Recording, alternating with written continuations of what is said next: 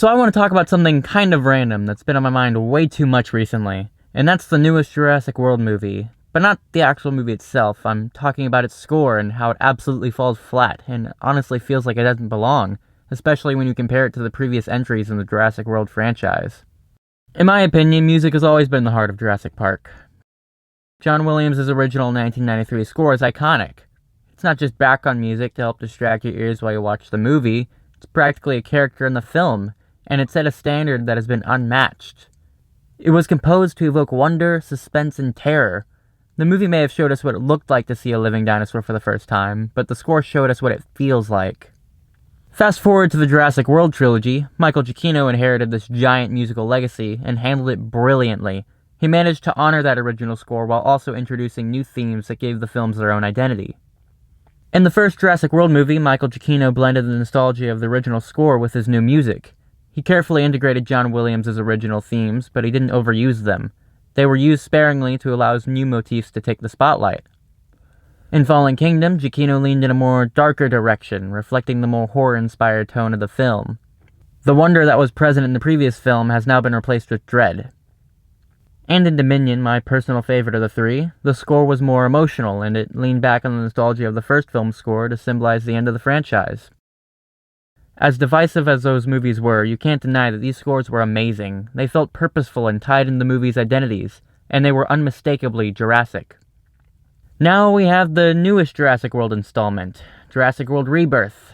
Unlike Giacchino's work, which gave us new motifs to latch onto, this new score, it just feels generic. There's nothing here that stands out, something you'll instantly recognize, nothing for you to hum on your way out of the theater. It doesn't have that sense of wonder and discovery, it doesn't build tension effectively, and worst of all, it doesn't feel like something I'd hear in a Jurassic movie. It sounds like it could belong to any other blockbuster, and in my opinion, that's a huge miss for a franchise defined by its music. There's very little thematic cohesion, and when they use the classic John Williams themes, they don't feel earned, they feel like they were just thrown in almost to remind you, hey, this is a Jurassic Park movie. The emotional weight that made those themes powerful is completely lost. Just to give you an example, let's compare one of the older tracks to the new one. This first track is called A Biosin We Will Go. It's from Jurassic World Dominion, and it was used during the scene where Alan Grant and Ellie Sattler travel to Biosin headquarters.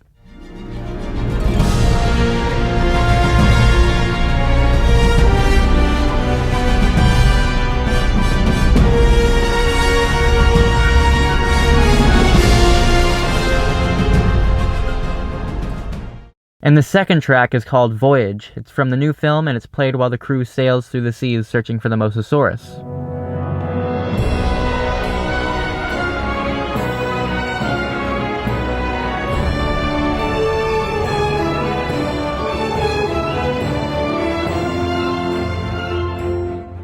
The older track had so much energy and felt so grand and adventurous, while the new track feels so lifeless, and honestly like something I'd hear in a copyright-free adventure music video on YouTube. The original themes did appear in the movie. They were used roughly 3 times. They also technically had a few little appearances here and there, but unless you were actively listening for them while watching the movie, or you just listened to the soundtrack afterwards, you probably didn't notice them. I did both of those, by the way. Its first appearance was close to the beginning of the movie, when Zora goes to Paramaribo, that random island, to recruit Duncan to go with them to get the dino DNA. They used an excerpt from the track Journey to the Island. In the original film, this is played in the scene where, as the title says, the group journeys to the island. It took what should have been a normal scene and made it feel like you were actually going on an adventure. It made you invested and excited, even though at its core the scene is very tame and overall not important to the story. In the new film, however, it feels like they're just reusing it because they had shots of a plane flying around an island and it needed music to put over it. So they just threw it in there because that's how it was used in the first film, but it completely misses the point. The music was used to reveal the island and get viewers ready for dinosaurs, but in this one it's just some random island that's only in the movie for like 5 minutes. It also ends so abruptly, like it feels like they're just teasing us and they stop it right when it's about to get good.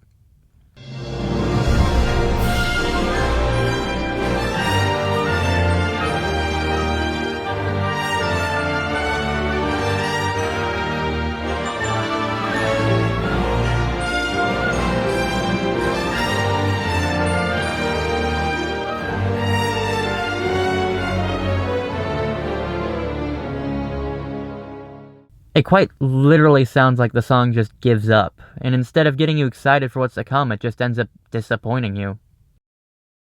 They use another excerpt from the original score whenever they see the Titanosaurus. They use the Welcome to Jurassic Park track, which makes sense because this is what they played in the original film when they first revealed the Brachiosaurus.